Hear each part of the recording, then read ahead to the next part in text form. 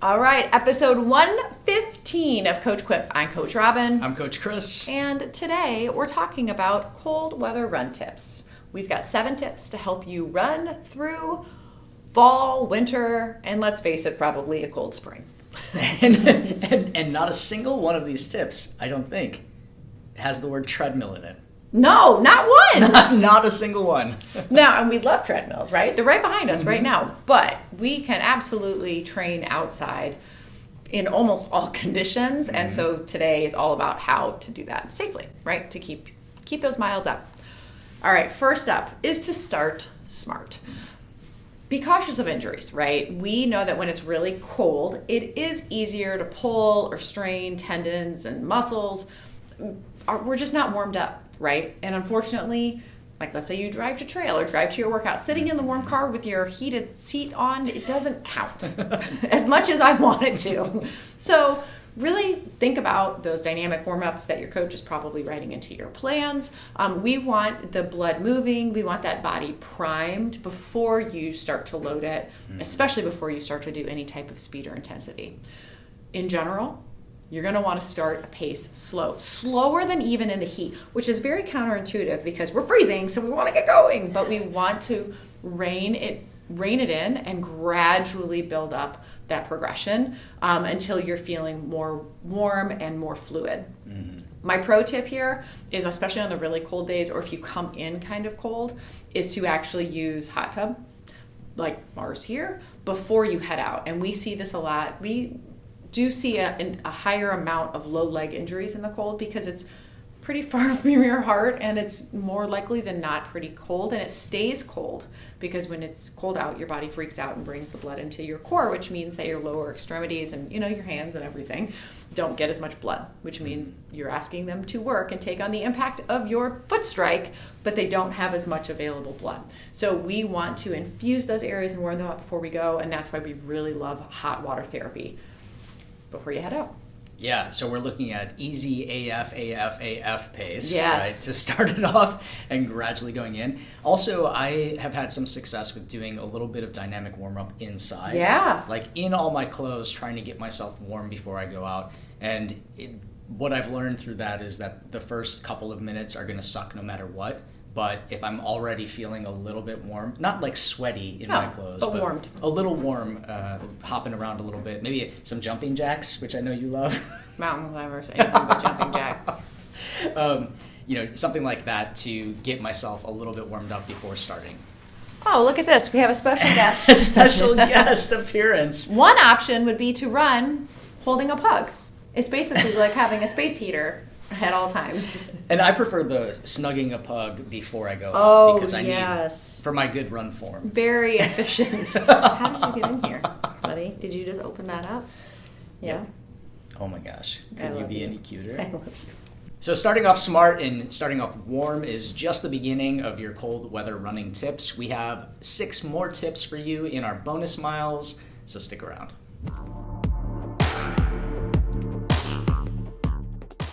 All right, bonus miles. We are starting off with tip number 2, which is to dress in the 20-degree rule.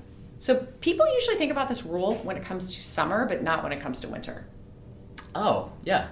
Really? Yeah. I've always heard this with hot, but I do think that people need to consider it for the cold, too. Oh, I've only heard it in the cold, and so the 20-degree today's rule.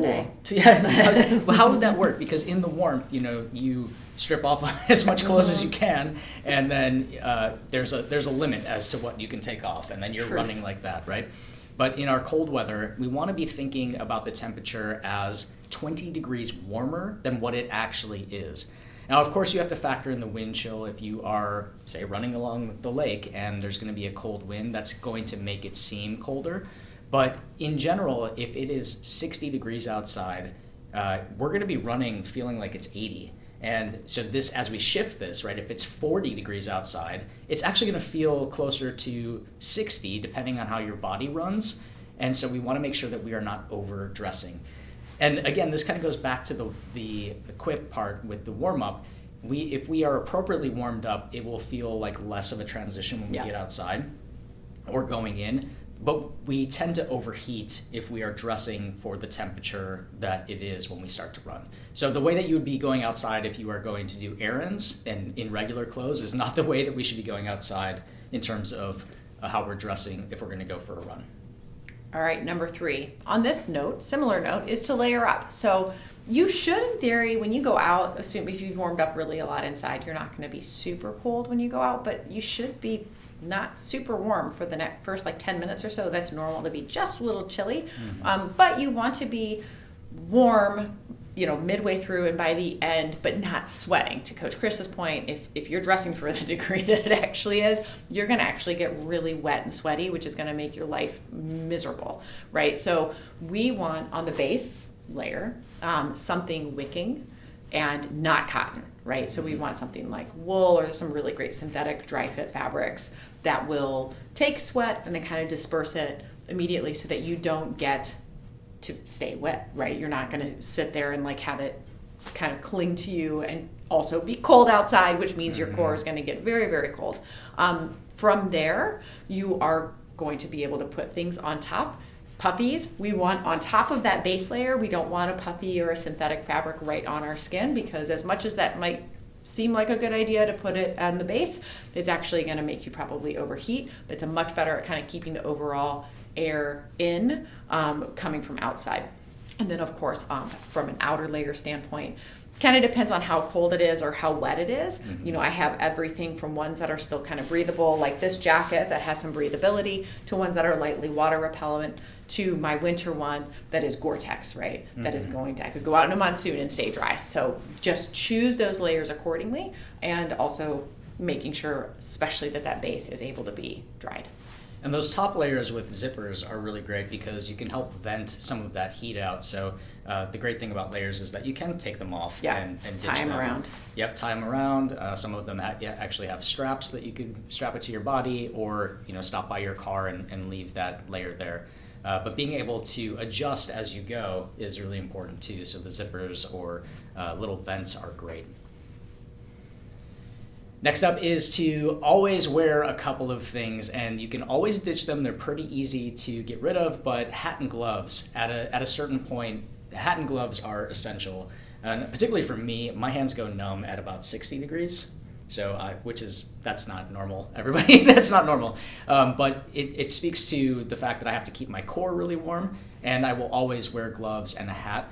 And the hat is a good one because you lose a lot of your heat through your head, but it's something that you can also take off and then put back on again as you are going. And there are times where we're running and we go around a corner and the wind hits us differently. Yeah, it just changes. Or you go from the sun to the shade and the temperature can feel drastically different. So those are easy things to take on and off, and important to know that mittens will always be warmer than gloves. Having those fingers together, if that's a factor for you, you want to look into getting some good mittens.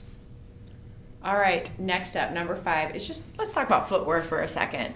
This is not the time in these next few months are not the time to wear your racing flats. We want shoes with lugs. Lugs are going to be your BFF throughout winter. It's going to really, really help you tackle any type of terrain, and they're very, very, very flexible in what they can be worn, right? They can be worn snow, it can be worn slippery, it can be worn if it's wet.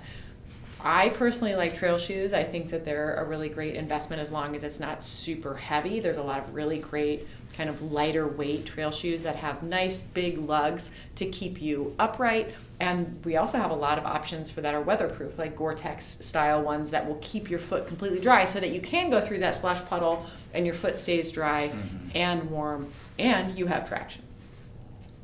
And what about socks in terms of footwear? Do you use different socks? Is that something that you think about? That's a great question. I would actually put this as the same rule as the layering of how we layer our own bodies, right? So I would probably put some type of a wool sock. I have some that are a little thicker and they go up more on my ankle that I'll wear in really cold days. And that way my foot isn't getting wet because, again, the wool is kind of wicking it out, but we're able to kind of keep that warmth in. Yeah, and you're going to want to check your shoes if you are wearing different thickness of socks in the winter. So if you are going to a thicker sock to keep your foot warm, that might impact the way that your shoe fits. So if you do have those trail running shoes, try them with the socks that you intend on wearing. Okay, next up is to protect your skin and your eyeballs. We want to make sure that you are using sunscreen, protectant, chapstick, sunglasses, eye drops if you need them, but it's very common to get chapped skin. Yeah. And we still have to be thinking about sunblock, even though it is not 90 degrees, it is not summer. But if you are running outside in the daylight, we want to make sure that we are still protecting ourselves. My hack on that is chapstick, brand chapstick, right? Like the cheap one, the blue one, the black one, or the pink one. And I have that on me at all times, and I can always do my lips, and then if I need to, I could even like put some around my nose or even on my cheeks, because it really is the same almost as Vaseline.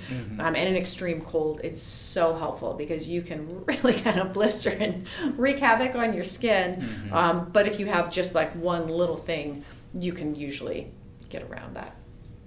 All right. Last but not least, let's talk about your after. You want your after game strong. This is going to take a little bit of planning, but it's so worth it. So we do the same thing in the summer, right? We got to plan to not be sitting in our own sweat, but for very different reasons in the cold. Pack a change of clothes. If you are going to be driving more than 5-10 minutes, we want you to get those cold clothes off. Right? I'm talking all the way down to your sports bra. Please do not go out on trail and drive back an hour in a wet sports bra. You are going to have blue lips when you walk in the door at Edge, regardless if you change the rest of your clothes or not. So do a complete wardrobe change. Get into something cozy. And in really extreme temps, one of our biggest hacks here is to make sure that people stay in their clothes coming in for like 10 minutes or so in the warmth, of course, but we want them to have a chance to kind of reheat. So I'm talking like 20 degrees and under, right? So extremely cold. We actually want you to rewarm in room temperature for about 10 minutes before you get into a shower, before you get into a hot tub, assuming that you're taking something warm, because your skin, again, is so chilled that we want to give it a chance to kind of come back to a normal range before we expose it to really hot, because otherwise that range is really quite a lot, and we've had some of our nurses tell us you're going to want to give yourself a chance to reheat before you really get it hot. Oh, I've definitely made that mistake. I've had my hands go totally numb, white fingers, and just could not wait to get them warm again and run them underwater. Woo! And Burn City. Oh, the pain. I mean, it didn't externally blister me or anything, but internally, I definitely think that didn't help me in the long term of it happening over and over again. So that's a great tip. Reheat. All right. That is your 7. All right, to recap, number 1, start smart. We really want you to take that chance to warm up, whether it's inside or outside or even in a hot tub. Take your time, start slow. Number 2, use the 20-degree rule. So dress like it is 20 degrees warmer outside than what the temperature actually says. Piggybacking on that, number 3, layer up and make it smart. Use your base, something wicking like wool or dry fit, and then we're going to put puffy outside of that and then scale the top layer based on how the conditions are. Regardless of whether you're in a t-shirt or a long sleeve or a full monsoon jacket, tip number 4 is to always wear hats and gloves. And I would even add maybe a neck buff can keep you extra warm too. These are small things that you can take off and put on as you need. Number 5, footwear. Lugs are your BFF, and if you can find something that's really luggy and has those nice big grips as well as waterproof, your feet are going to be so happy and you're going to be super safe. My next pair of shoes, I'm looking for something really luggy.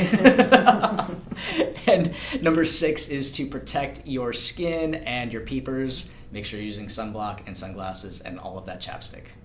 And last but not least, keep your after game strong. Make sure that you're reheating when you're coming in from the extreme cold, and get those wet clothes off as soon as you finish. You know what they say, there's no bad weather, only bad clothing choices.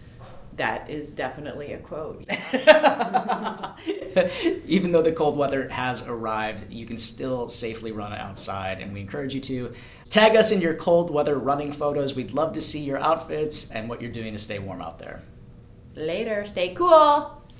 You have no choice at this point, really. Yeah, you have to keep this up. Thanks for listening to Coach Quip. Original music performed by Mend. Follow us online on Instagram, Facebook, and Twitter at Edge Athlete Lounge. Our podcast lives in the blog section of our website. Don't forget to subscribe, rate, and review this podcast, and you can check out the show notes for additional ways to contact us. Ready, set, onward we go.